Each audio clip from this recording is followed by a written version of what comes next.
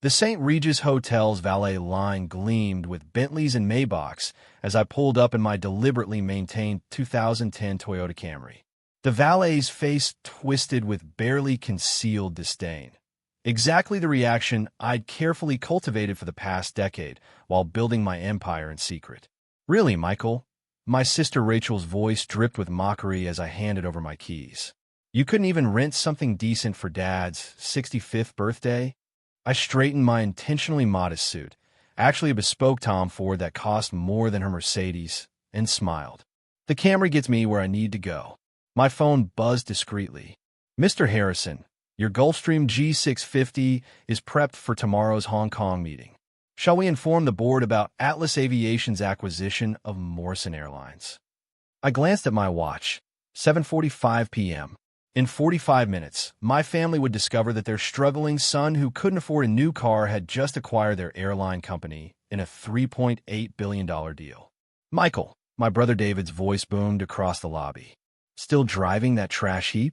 Though I suppose teaching high school doesn't leave much room for luxury." If he only knew that the teacher they mocked owned Atlas Aviation, the mysterious corporation that had been systematically acquiring airlines and private jet companies across 3 continents.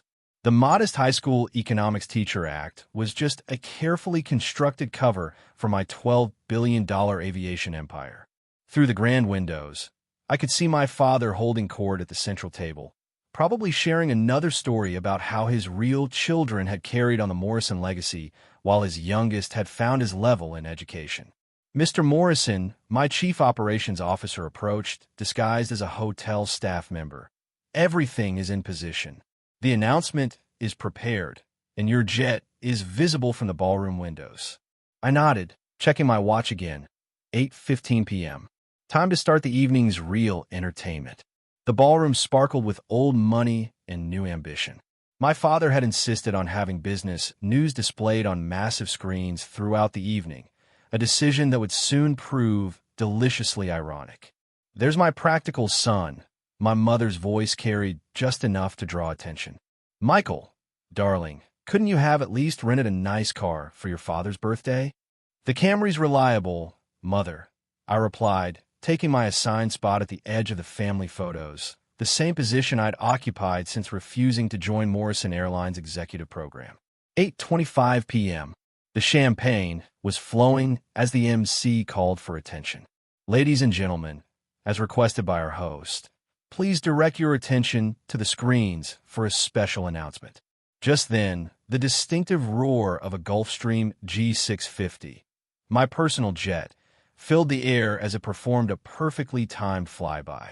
The ballroom's floor-to-ceiling windows offered an unobstructed view of the sleek aircraft, its Atlas Aviation logo gleaming in the evening light. My father raised his glass, expecting to see his airline's stock ticker. Instead, the breaking news banner flashed across every screen. "Breaking! Atlas Aviation acquires Morrison Airlines in $3.8 billion deal. Aviation giant reveals CEO identity. Wall Street stunned by Morrison takeover." The champagne glass froze halfway to my father's lips as his eyes locked onto the screens. In that moment, a decade of dismissal and condescension crystallized into dawning horror. "Oh, and about that trash heap Camry," I said into the sudden silence, holding up my phone to show the Atlas Aviation app. "I think my fleet of private jets might be a bit more impressive." The ballroom fell into stunned silence as the screens continued to flash with headlines. "Michael Morrison, from high school teacher to aviation tycoon. Atlas Aviation's mysterious CEO revealed as Morrison Air." Morrison Airlines stock soars 180% on acquisition news. "This has to be some mistake," David stammered, his Rolex-adorned wrist trembling as he checked his phone. "Atlas Aviation is the company that's been revolutionizing private air travel. They're the ones who bought out your precious jet charter service last year." I finished smoothly. "Yes, that was me. Every flight you bragged about at family dinners, operated by my company. Those route optimization algorithms you mocked as teachers' math, they now power the largest private aviation network in the world. My security team, all disguised as hotel staff, moved into strategic positions around the room. The servers and valets transformed into executive protection, their earpieces now visible. For those just joining this revelation, I spoke in the microphone, my voice carrying the authority of someone who commanded billions. I'm Michael Morrison, founder and CEO of Atlas Aviation. You might know us from our revolutionary air taxi service, our supersonic jet development program, or perhaps from the fact that we now own Morrison Airlines. Rachel's aviation consultant husband turned ghostly pale, suddenly realizing he'd been unknowingly working for me while mocking my modest lifestyle at family gatherings. The flight patterns you drew in class. My father's voice cracked. All those times you were teaching aviation economics. We're actually managing global flight operations, I confirmed. Every time you mocked my teaching career, I was building the most sophisticated aviation network in history. Amazing what you can accomplish when people think you're just grading papers. The screen's updated with more breaking news. Atlas Aviation reveals global reach. $12 billion empire built in secret. Wall Street scrambles as aviation's greatest mystery is solved. Michael Morrison, the billionaire who drove a Camry. My mother clutched her pearls, swaying slightly. But your small apartment near the school is actually the penthouse of a building I own, I explained, enjoying the cascade of realizations crossing their faces. Every time you pitted my humble living conditions, I was acquiring another airline. Those parent-teacher conferences you thought were so beneath you, I was often conducting multi-billion-dollar deals between classes. David pushed forward, his usual arrogance replaced by desperate calculation. The new flight booking platform, the revolutionary system, is mine, I finished. Every innovation you praised in board meetings came from my team. Though I should thank you, your constant condescension made it incredibly easy to operate unnoticed. My father found his voice again, though it trembled with barely contained rage. The aviation industry will never accept. They already have. I cut him off, nodding to my CFO, who had been posing as a wine steward. She distributed tablets showing Atlas Aviation's complete market dominance. You see, Dad, while you were busy teaching David and Rachel how to run a real business, I was learning something far more valuable: how to build an empire from the ground up. Every time you mocked my Camry, I was acquiring another fleet of jets. Every time you dismissed my career as just teaching, I was revolutionizing global aviation. The reporters who had come to cover a simple birthday party were now scrambling for positions, their cameras trained on the family drama unfolding before them. But why? My father struggled to form the question, his birthday cake untouched before him. Why reveal everything now? I pulled out my Atlas Aviation key card, the one that granted access to over 500 private jets worldwide. Because timing is everything in aviation, isn't it, Dad? That's what you always taught us. Well, that and know your place. Though I suppose I finally do know my place in the cockpit of the company that just bought yours. The screens flashed with more updates. Atlas Aviation announces complete restructuring of Morrison Airlines. Michael Morrison's net worth soars to $12.3 billion. Aviation genius emerges from classroom to claim industry crown. Rachel, desperately trying to salvage something, stepped forward. Michael, about all those things we said about your car. Save it for your travel arrangements. I cut her off. Though I should warn you, Atlas Aviation has very strict policies about passenger behavior. No more mocking people based on their choice of transportation. My COO distributed leather portfolios to each family member. Inside, you'll find documentation of every flight, every charter, and every jet you've unknowingly booked through Atlas subsidiaries. I've been particularly detailed about the correlation between your mockery and my acquisition of your favorite routes. You can't just ground our jets, David protested weakly. Actually, I can and I will, I replied, producing another document.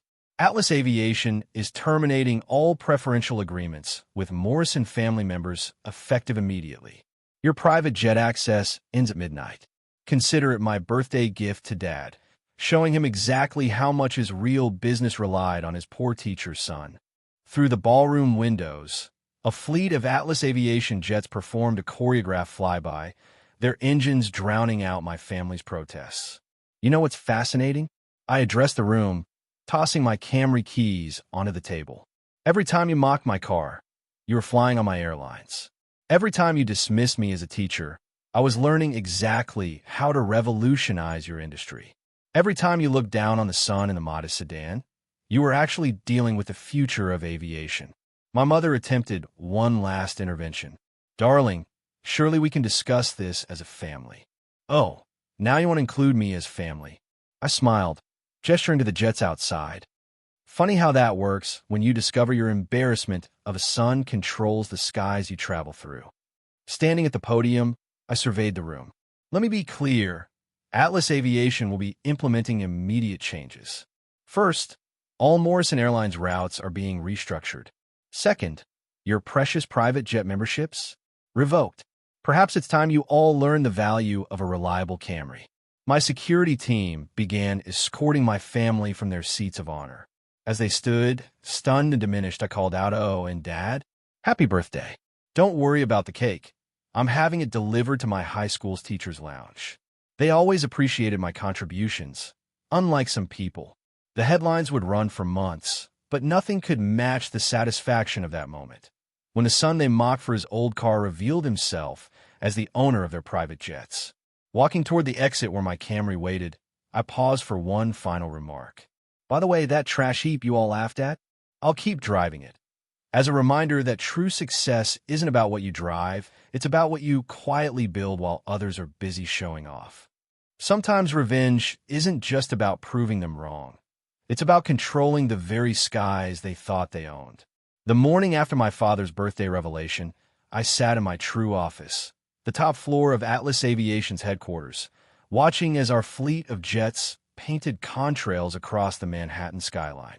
The Morrison Airlines logo was being systematically replaced on every aircraft, terminal, and building worldwide.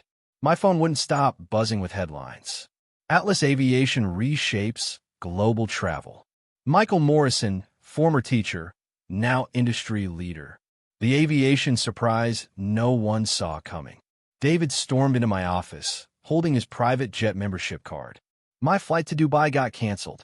The whole board is stranded. I stayed calm, scanning flight routes on my screen. Actually, your VIP access was removed. Remember last Thanksgiving when you made fun of my Camry while boarding your jet? That was my plane. But what about the shareholders? The contracts? They'll need to be renegotiated, I said with a smile. Consider this a lesson in humility, something our family's been lacking. Economy class can be very enlightening. The live updates on my office screens kept rolling in. Morrison executives grounded. Airlines raced to partner with Atlas. New rules under Michael Morrison's leadership. Next came Rachel, dragging her designer suitcase. My Monte Carlo trip got canceled. Do you even know who I was meeting? The Prince's investment team? I replied, yes. They're on my private jet right now, flying to discuss buying your husband's company. Amazing how fast people switch sides once they know who really runs the skies. Outside the window, my old Camry sat in its usual parking spot, now surrounded by luxury cars belonging to CEOs eager to talk to me, the new head of Atlas Aviation. Rachel stared at my car. It was part of your cover. Every scratch, every time you laughed at it. Those moments helped build this, I said. While you admired your cup holders, I was collecting airline stocks. Then Mom arrived, clearly upset. The charity gala in Paris has been moved to the high school gym where I teach, I said. Though I hear those flight attendants you once insulted are doing great under Atlas now. Below us, the operations center hummed with energy. This was where I'd secretly managed global flights late at night after grading papers. Last came Dad, escorted by security. He looked small, like all his confidence was gone. My connections, he started. Now know the quiet teacher you all ignored is the one controlling their airports, I said. All those aircraft and routes you bragged about, they were mine. You just didn't know it. I showed him the Atlas network on my screens. Each of these routes? An airline I bought while you mocked my Camry. That same Camry helped pay for the jet I used to meet investors, while you thought I was at school meetings. You're destroying everything I built, he whispered. No, Dad. I'm building everything you wouldn't. A company based on real results, not appearances. I stood and adjusted the CEO badge I used to hide in my school bag. Now if you need a ride, try the bus. You said my Camry was only slightly better than one. Maybe now you'll appreciate it. Security footage showed David heading for his canceled flight, Rachel trying to rebook her charter, and Dad facing the company board alone. Oh, and Dad. I called after him. That Camry you mocked? Its ownership papers are worth more than your airline now. Funny how things change. Just then my phone buzzed again. Atlas Aviation introduces supersonic travel. Michael Morrison plans to make private jets affordable. Former teacher reshapes the skies. There was a knock. Mr. Thompson, my old school principal, walked in smiling. Quite a night, he said. The students can't believe their teacher owns half the world's jets. Good, I said, showing him a new hologram. We're launching the school's aviation program. Flight simulators, scholarships, direct hiring. Let's teach kids it's not about what car you drive. It's about what you build. More headlines appeared. Atlas to invest $500 million in education. Old Morrison jets become training tools. Empire supports future innovators. From the lobby, Rachel's voice rose. What do you mean my cards are frozen? I laughed softly. Another economics lesson. While I mocked my Camry, I bought their credit card companies too. The media had gathered around my Camry now, trying to photograph the car that had hidden a billion-dollar company. Your dad's birthday cake was delivered to the teacher's lounge, Mr. Thompson added. Perfect, I replied. While my family laughed at me, those teachers supported me. They deserved the celebration. Another alert buzzed in. Breaking. Atlas buys global credit services. Morrison credit lines frozen. Michael Morrison, from Camry to Powerhouse. I picked up my old teacher's briefcase, now worth more than my family's net worth, and walked toward the door. Time for class, Mr. Thompson. Today's topic? How a teacher driving a Camry built an empire. As I drove back to school in that same car, I passed my family's grounded jets. I smiled. Proving them wrong was satisfying, but teaching the next generation how was the real win. In the school parking lot, my Camry fit right in with the other simple cars. And just like that, the teacher who once hid in plain sight was ready to teach his most powerful lesson yet.